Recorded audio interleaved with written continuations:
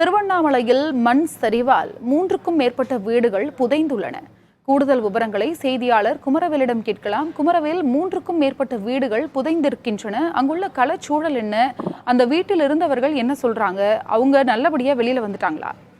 அருணா, திருவண்ணாமலை மாவட்டம் வஉசி நகர் 9வது தெருவில் இருக்கக்கூடிய அந்த மலை அடிவாரத்தில் இருக்கக்கூடிய 3 வீடுகள் சற்று நேரத்திற்கு முன்பு எதிர்பாராத விதமாக மலையில் ஏற்பட்ட மண் சரிவு மற்றும் பாறை சரிவு காரணமாக 3 வீடுகள் மண்ணில் புதைந்திருக்கிறது. உடனடியாக அந்த இடத்தில் தீயணைப்பு வீரர்கள் மற்றும் காவல்துறையினர் விரைந்திருக்கிறாங்க.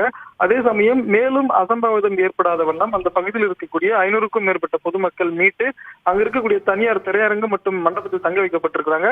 சம்பவ திருவண்ணாமலை மாவட்ட ஆட்சியர் பாஸ்கர பாண்டியன் மற்றும் மருத்துவ குழுவினர், எஸ்பி உள்ளிட்டோர் அங்க ஆய்வு பண்ணியிருக்காங்க. தீயணைப்பு துறையினர் தொடர் மீட்பு பண்ணியிருக்காங்க. இந்த மண் சரிவு ஏற்பட்ட இடத்துல ராஜ்குமார் என்ற அவரோட குடும்பத்தை சேர்ந்த 7 பேர் உள்ளே சிக்கி இருப்பதாகவும் முதற்கட்ட தகவலை தெரிவிச்சிருக்கிறாங்க.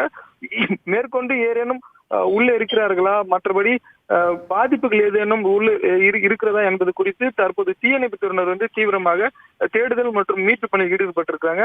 இந்த மண் சரிவுக்கான காரணம் அப்படின்னு சொல்லிட்டு முதல் கட்டமாக மாவட்ட நிர்வாகம் தெரிவிப்பது, தொடர்ச்சியாக 2 நாட்களாக திருவண்ணாமலை மாவட்டத்தில் கனமழை பெஞ்சிட்டு வருது. இதன் காரணமாக மலை அடிவாரத்திலேயே இருந்த வீடுகள் மேல மண் சரிவு மற்றும் பெரிய பாறை சரிவு ஏற்பட்டதுனால இந்த மண்ணில் இந்த 2 வீடுகள் புதைந்திருக்கிறது. இருந்த போதும் பெரும் அசம்பாவிதம் ஏற்படாதவண்ணம் துரிதமாக மீட்பு பணியில் ஈடுபட்டிருப்பதாகவும் தெரிவிச்சிருக்கிறாங்க. ஆனால் ஏற்கனவே சொன்ன மாதிரி இந்த ராஜ்குமார் என்ற அவரோட குடும்பத்தை சேர்ந்த 7 பேர் உள்ளே சிக்கியிருப்பதாக சொல்லியிருக்கூடிய தகவல் கொஞ்சம் அதிர்ச்சி அளிக்கும் வகைமா இருக்குது. அந்த வகையில மீட்பு பணி இப்ப துரிதப்பட்டு நடந்து வருகிறது. ராதா, அருணா, மண் சரிவால் 3க்கும் மேற்பட்ட வீடுகள் புதைந்துள்ளன. அதில் 7 பேர் சிக்கி இருப்பதாக சொல்லியிருக்கீங்க. உங்களுடைய தகவலுக்கும் நன்றி குமரவேல்.